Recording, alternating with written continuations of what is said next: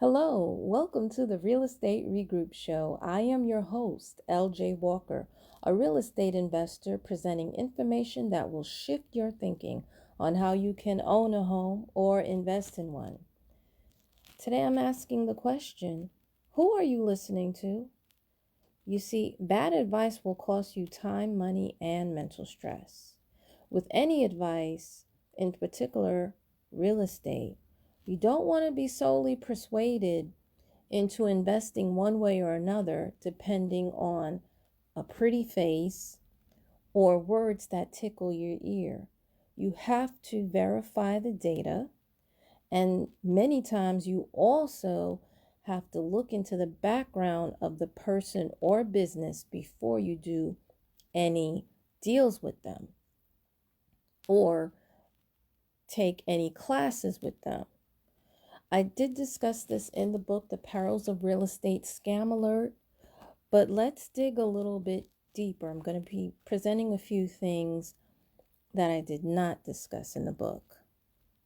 One place that many people look, and I did at one point as well, is newspapers. The truth is that when a newspaper or magazine tells you that this market is hot, it's normally too late. Meaning you want to invest in a market before it becomes hot. What I didn't know until now is that many of these writers are not investors at all. They don't own homes, condos, co-ops. Many of them still rent apartments. Some of them really are not in the real estate game at all. They may attend a conference or two and then see who it is that they can speak to, interview that person, gather that information, and put it into whatever article that they are composing. A lot of times they don't verify the information that they're writing about. On the flip side, as many of you know, I am a Harlemite, and I have lived through a period where they have always, not always, but for many years, the news media painted a very negative picture of what Harlem looked like, what Harlem was, and the people who lived in it. Granted, not everybody was positive, not everything in the neighborhood was positive, but they painted a far worse picture of what Harlem was than what it actually is or was at that particular time. You could tell actually when a writer just drove by and didn't really visit the area or really speak to anybody by the language that they actually used in their newspaper. But being that I'm local to the area, I know that. But people who are not local, they may not realize that. And what I found is that a lot of people, especially when I went to college, a lot of people took what the newspaper said verbatim, and I had to say to people, no, it's not exactly like this at all. There's been a lot of stereotypes that I had to live down throughout my whole entire life, including being denied from certain jobs. And it's not just Harlem, because there was a time when I've lived other places. I've lived in Long Island for a certain period, Center Reach, Long Island. I also lived in Inwood. Some people mistakenly call Inwood Washington Heights. There's a little bit of a stigma in those areas as well, as far as what type of character you are based on where you live. It's really unfortunate, but it is something that I had to live down, and many other people do too. Now, of course, it's different. Harlem now is the place to be. It's extremely expensive, and it is it's quite different from how it was when I grew up here when I was a young child. A lot of the people that are here living in Harlem today, they're of a new generation. They weren't born here, and many of them were not even aware of all the negative stereotypes that occurred. They may see certain movies. I understand that a movie just was released on Netflix regarding what happened to several men within Harlem, and that actually occurred during my time. So they're just getting used to it. But I have being that I lived here, I've always had to deal with it. Even when I lived in Inwood, I still, to a certain extent, had to deal with the stereotypes that the media portrayed upon us. This is why I say to many people, if you're interested in a market, it's best if you go there for yourself or hire somebody to go and check out that market for you. There's different ways you can do it. There are location specialists. There are some flippers who have hired Uber drivers. There are some people who hire people from Craigslist to go out and check out neighborhoods and check out properties from them. You're going to have to do that for yourself.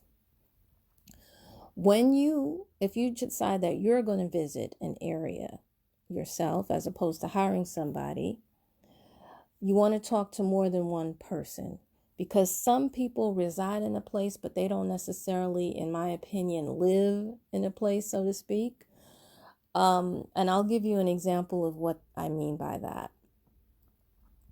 There are people here in Harlem that only go from 125th to 145th Street, from Adam Clayton Powell to Lexington. They don't go anywhere else in the city. They don't go anywhere else in Harlem. You see, Harlem is a neighborhood in Manhattan, for those of you who don't know. And it extends from 110th Street to 168. I also remember another time when I was visiting my uncle down in Fort Lauderdale. And I did my research, and there was a place that I wanted to go visit. We all thought, oh, wow, it must be very far from the home. He plugged it into the GPS. It was actually down another corner, 4 blocks from where he lived. But the thing is, he never drove down that particular corner. He basically is the type of person, he goes to work and he comes home. His friends live on his route to work, so there's no reason for him, in his mind, to go anywhere else within the city. So he doesn't. So this is why I say you want to talk to taxi drivers, are sometimes better. Get on the bus, eavesdrop on conversations if you have to get that information that you need to learn about an area. Even going to different salons like the nail salon, getting your nails done, talking to the beautician that works in the neighborhood that you're interested in or you're thinking about. She can give you some tidbits too, because maybe she works there, but maybe she doesn't live there. Maybe there's somewhere else that she lives within that same city, and she can give you some insight and some ideas about that neighborhood as well. And what I also found, being a New Yorker, it's actually cheaper to get your nails done in another city than it is here in New York. So you'll save money and learn about real estate at the same time. Next, there are some investors that you might want to avoid listening to as well. You see, real estate is local. And people who don't invest in a certain city or town, they really don't know everything that is going on in another city or town.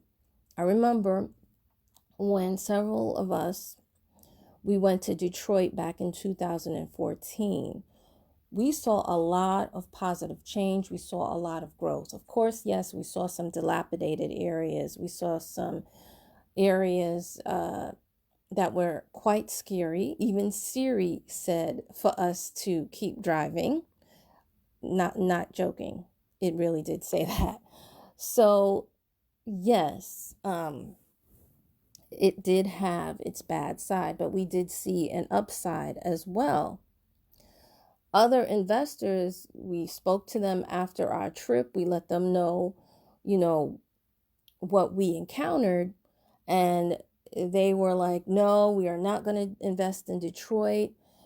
Some of them didn't believe us. They didn't believe that the city would turn around because the news media always reported about how much crime and how terrible Detroit was, that even though we saw positive, they weren't with us at all. Now, many of these particular investors, they never did a deal in Detroit or in the Midwest, period. So, of course, they looking back in hindsight, they were really the worst people to follow. But now when you look at Detroit, now the news media is saying something positive. It is, you can't get a $3,000 house like you used to. It's getting a little bit more expensive. A lot of investors that were already there are making a killing. They're making a lot of money. Downtown is practically full in Detroit. And then other areas like Greektown is coming up. So, it was already kind of coming up when we went there. But just giving you guys an idea of why the news media really is so slow and why you really need to speak to local people as opposed to people who are on the outside looking in. Some people are not even really looking in because they haven't even invested. So what you want to do instead, and we did this, go to the local RIA, Real Estate Investors Association, and speak to local investors there. Many of the local investors that were in Detroit that we spoke to, they said that they invested in certain neighborhoods of Detroit. They told us what side of Detroit was coming up, what side the government was giving money, and what area was better. Many of them actually invested on the outskirts of Detroit and were doing pretty well, even though it was 2014. Other people you want to talk to are people who are not investors at all. These are the people on the city planning committees. These are free for you to go to. You basically just Google the city planning commission department of any city you're interested in. It'll give you the dates and the time of their meetings, and you need to just go and attend. Sit there, listen. At the end, you ask whatever questions you have for them. The other area to go to is the district council meetings. The reason why I recommend these two places is because this is where you find out what are the current problems that city is facing, and what is it that the city is planning to do to correct those problems, and what is it that they are already doing to correct those problems. See, when we went there were two companies that the city had given special grants to open up there. And in turn, those companies, they were hiring people, and they were paying the people that they hired to move to Detroit. So that's one of the reasons why we knew that Detroit was beginning to turn around, and had to turn around. It had no other choice to turn around because of two major big companies that were moving into that particular city. Next, now I did talk about this a little bit in the book, and that is when it comes to gurus. Gurus are those people who sell you those $25,000 courses so that you can learn a little bit more about real estate. What I want you to know is that sometimes what they tell you is only applicable to their city or the people who have a particular amount of time, money, network, personality, and resources. As mentioned in the book, The Perils of Real Estate, there are over 37 real estate strategies. What want to add to that is that there are over 195 countries and 4,416 cities in the world. All of those strategies are not going to work for everyone everywhere at every time, and they may need to be modified. So know this, keep this in your memory before you spend all that money. Figure out whether or not that strategy, for example, the single family strategy, does not work that well in New York City, because New York City primarily has multi-family apartment buildings. We have all kinds of real estate, but if you are in a small multi-family, if you own an apartment building, you are definitely going to make more money than somebody who's in a single family. And there's really not that many single families in New York compared to, let's say, Atlanta, Georgia, or Texas. And the thing is that Texas, most people in Texas, they want to live in a single family. Most of them don't want to live in an apartment building. Well, it also depends on what part of Texas it is too. So that's why I say real estate is local, and you have to know the market that you're in, and you should know what it is that the people like and what kind of person you are before you spend the $25,000 on these courses.